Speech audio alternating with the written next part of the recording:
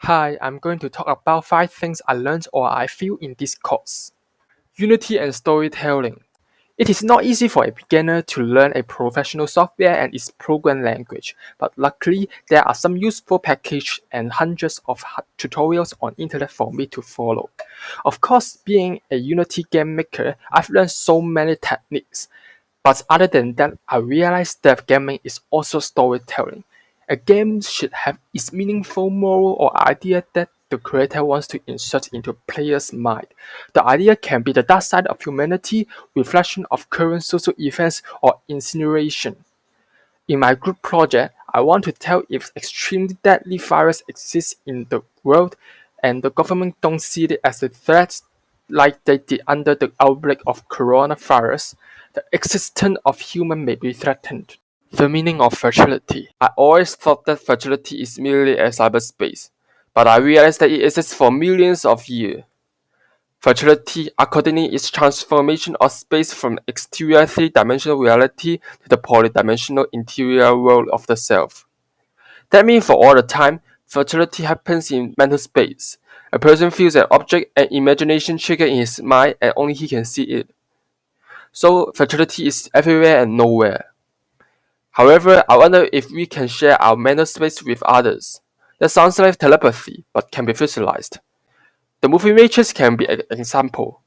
In this movie, everyone's mind is connected to an AI system and they all live in a virtual country. The action of virtual self can be seen by the other people, so they are actually sharing a mental space. Virtual reality.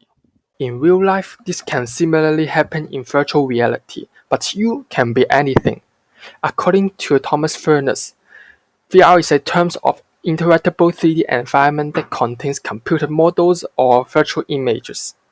VR is my favorite concept I learned in this course because you can become whatever you want and explore a new world which is full of mystery and unknowns. In VR chat, you can even make friends and start your social life without going outside. And being a VR game maker in my group project, the robust principle is an important reference. I've tried to make the game environments more immersive, giving the player a strong sense of horror. I also make some objects in this game pickable and interactable to make them feel like they are free and don't have to follow the rule of the game. Virtual heritage. I learned that virtual preservation is a modern way to preserve tangible heritages like Stonehenge, ancient Rome, and Yumenyun. For Hong Kong, we have Kowloon Wall City preserved in virtual reality and in-game, so that our next generation can still experience the history of Hong Kong. Reconstructing heritage in VR can prevent the object being affected by weather and urban development. However, for now, people still can't experience touch and smell just by general VR technology. We can't feel what material the building made of, and the feeling is not as real as being in a real place, and lots of detail may be missing during construction.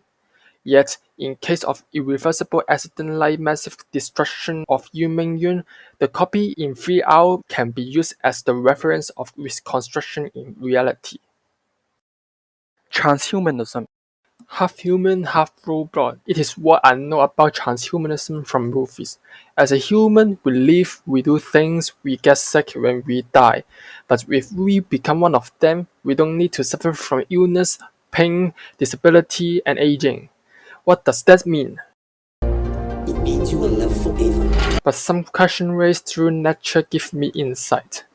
Will I improve and mechanize my legs to take advantages on a marathon or on a sports competition? This may be a small question, but if everyone alters or even abandons their organic body to exceed the limitation of being a human, is it really good for human future?